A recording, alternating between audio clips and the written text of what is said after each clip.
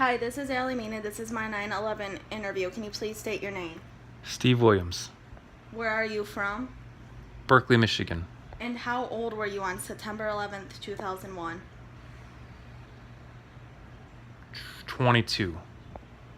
What do you recall about life before 9/11? Like traveling by plane, security at airports or other locations, or terrorist behavior? You could pretty much get on a plane randomly. You didn't have to worry about like checking in so much stuff or getting scanned so much.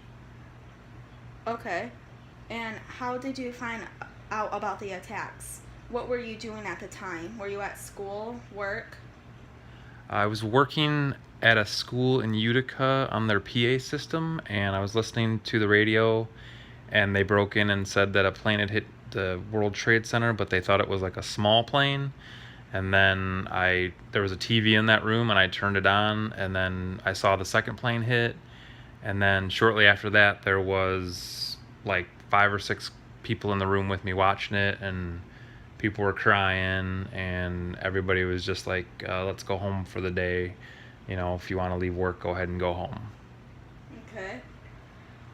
What were your first feelings, emotions when you heard about the attack?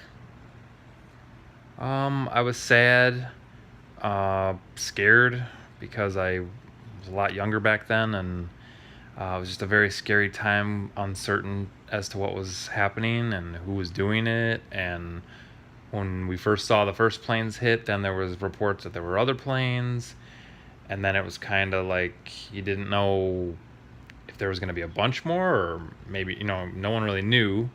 And then once I left that place a little while after that, then like gas stations were crazy busy. Everybody was just really in a panic. I remember that day. Were you with other people when you heard about the attacks? What do you remember about sharing that moment?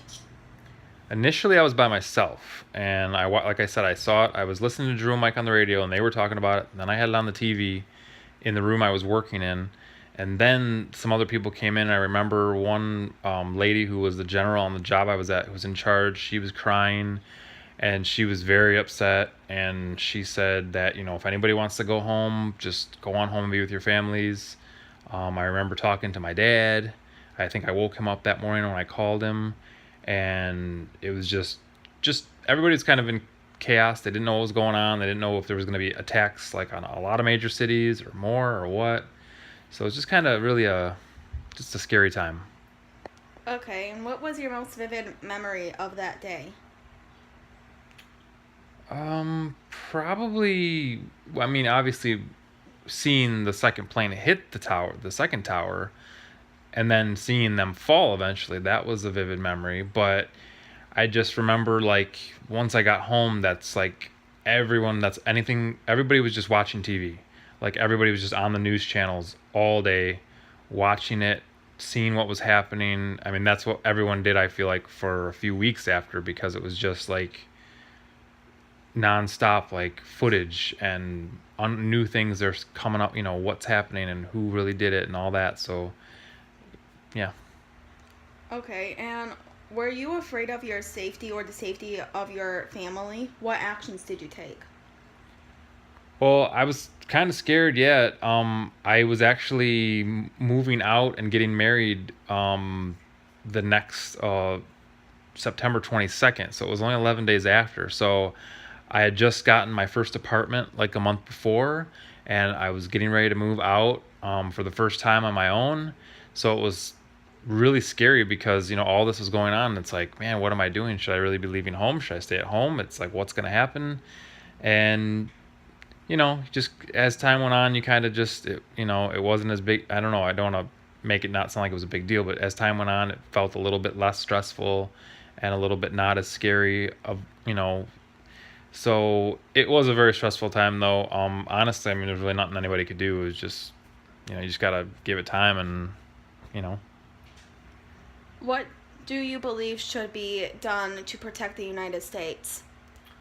I think we just need to have, obviously protect our borders better. We need to, try to weed out as many people as we can that shouldn't be here. We need to have better technology to identify people who are doing, things bad, better security, better, all of that stuff basically. But there's a lot of things. It's like if you live in a free country, I really don't. Otherwise you're not going to be in a free country if you do too much. You can only do so much.